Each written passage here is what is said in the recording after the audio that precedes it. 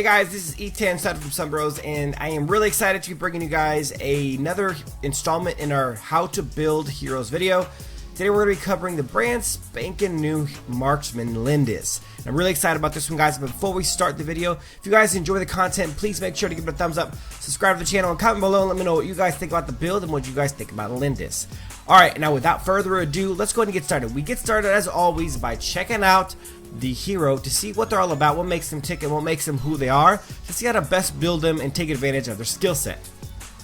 So Lindis has a passive that grants her movement speed, which goes into brush, as well as strengthens her next auto attack by shooting out 2 shots. It builds off physical damage. Her first ability also has an ability that builds off everything builds off physical damage. So let's just get that out of the way. The one ability that really catches my eye as something that we can build off of, a lot of these abilities are kind of a very singular purpose. They don't really have anything you can build upon. The one that does is the ultimate lunar champion. Lindis calls forth a spirit to attack enemies, dealing physical damage and adding any bonus normal attack effects from equipped items or buffs. So what this means is that Lindis can essentially use any on-hit effect that's on a item that actually does damage or debuffs in some way the enemy. It will not work on any kind of on-hit effect that buffs her personally. I've tried it out, so that's good to know. So I'll be making some of those distinctions as we're building her to kind of give you guys a better idea of what we're doing. So let's go ahead and go to the equipment page, and we're going to get rid of all this stuff here, and we're going to build it out one at a time and really figure it out. So the first item that I'm going to go with is actually going to be Fafnir's Talon. Now Fafnir's Talon does indeed work with that ultimate, and the passive is what we're looking for here. The normal attacks deal additional damage equal to 8% of the current HP. And the reason why that's going to be really good is because you can really simultaneously do both the auto attacks and the ultimates, and so being able to kind of double dip into that 8% current HP damage is going to be big time on her. And the reason I like doing Fafnir so early in the game is because stuff doesn't necessarily build up. The damage doesn't need to be like, say, if you're trying to do crits or you're trying to do hard hitting, that stuff takes time. You got to get more and more attack damage for that stuff to really hit hard. But that 8% flat damage is good, is the same quality from the beginning to the end of the game. So it's actually an item that it tends to be a little bit stronger early game than some people think. Alright, now we're going to be moving on to boots, of course. And we're going to get Gilded Greaves because the reason we're going with Gilded Greaves is because you guys can see the unique passive resistance. What it does is it gives you 35% less crowd control effects, whether it's a knock-up, a stun, a slow, a knockback, a freaking anything, petrify like Azukai does.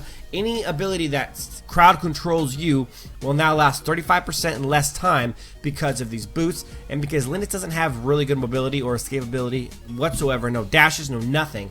It's a really good item to get on her to help boost that issue and kind of smooth over that a little bit. So we're going to go back to the attack items for item number 3, and we're going to be looking at getting we're gonna go straight to crit now. Actually, we're gonna go to Clave Sanctity. Now, this doesn't build off of her with her, with her ultimate. It doesn't make her more powerful as far as the ultimate goes, and taking advantage of the on-hit effects that thing will actually produce. But what does happen, and why we're going with this item, is that her ultimate does indeed crit. So that is some of the things that the ultimate does build off of. Is it builds off the crit just like a normal basic attack would, or normal attack would.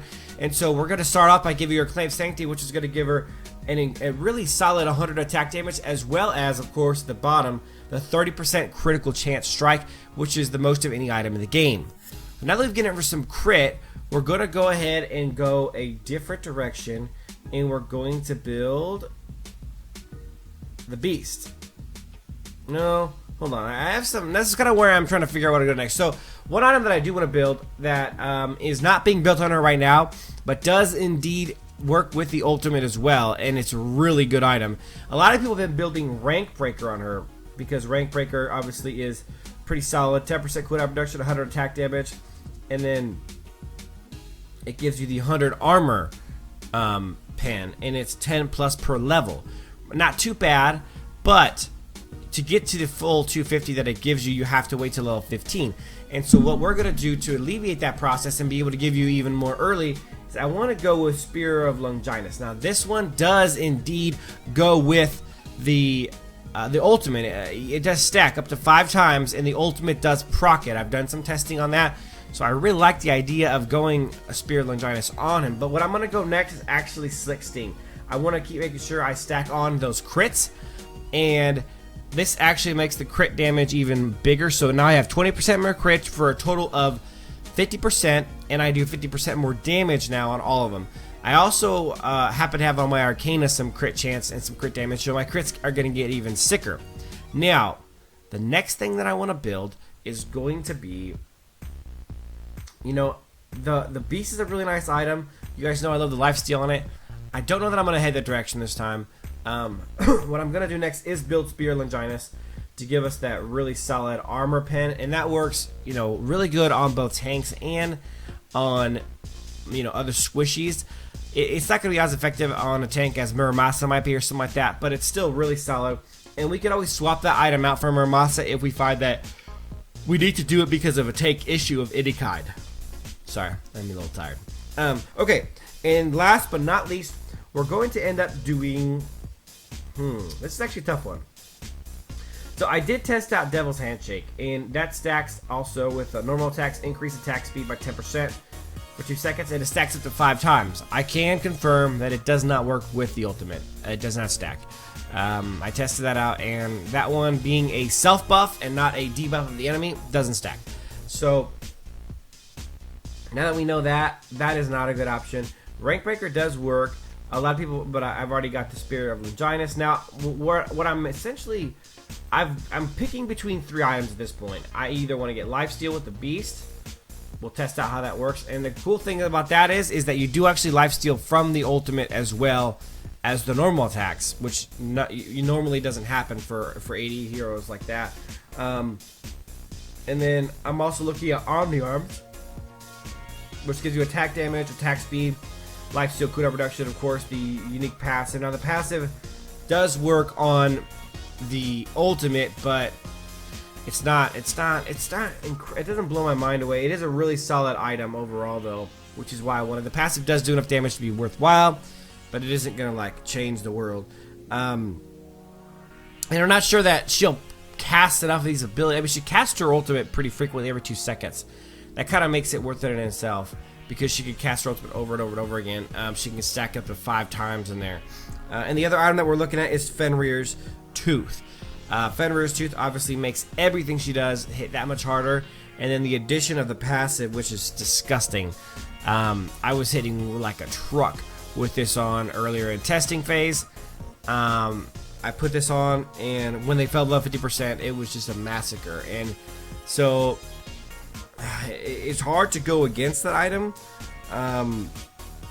For now, I'm going to go ahead and go to Omni Arms as my last item in the game, and that's going to give me 10% more lifesteal to go along with the 10% I already have, for a total of 20% lifesteal.